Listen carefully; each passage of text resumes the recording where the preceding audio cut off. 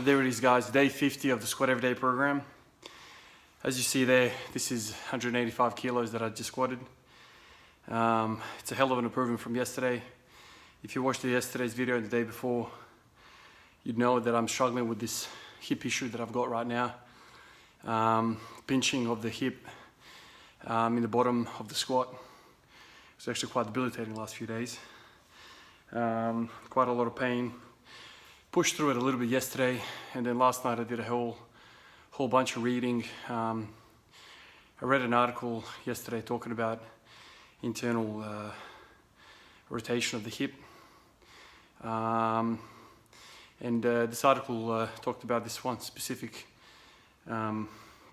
stretch, which has basically cured me. Simple as that.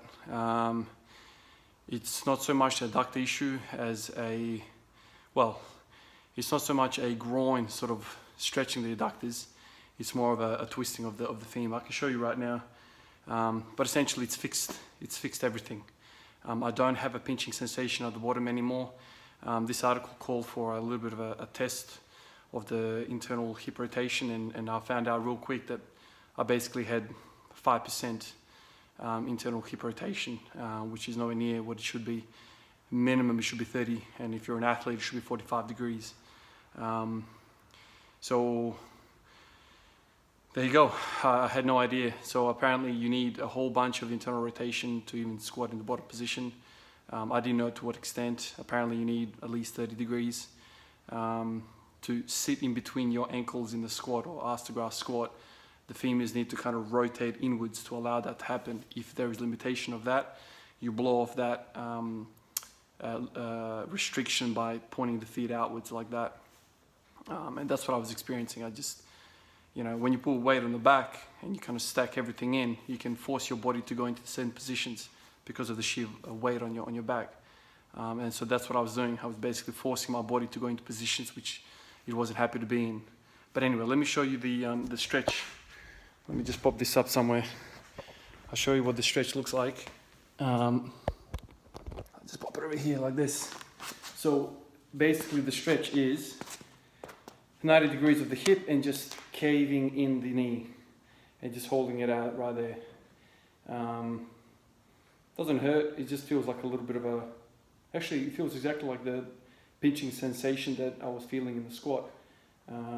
Except a lot less because there's no weight on the bar. And so basically that, and then in. Actually my left is a lot better than my right. My right was a problematic one, although the left one was also firing up in the last few days as well.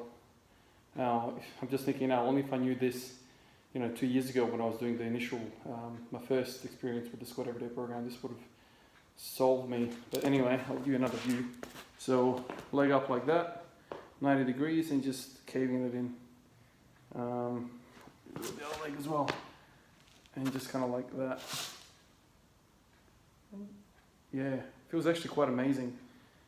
Feels like, like $1 million. And that automatically kind of helps me squat a little bit better. So, if you guys are interested in getting better in the squat, take it from me. You need hip internal rotation.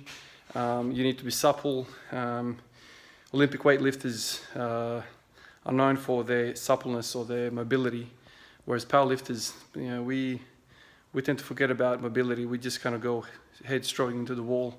We kind of want to fight through all the pain. But I think this game is a lot around flexibility and mobility. If you can't get into, advantageous positions, biomechanical, advantageous positions, you're going to be fighting against it, right? It's physics. So anyway, I'm glad to report that I'm feeling really well now. That was 185 on the bar.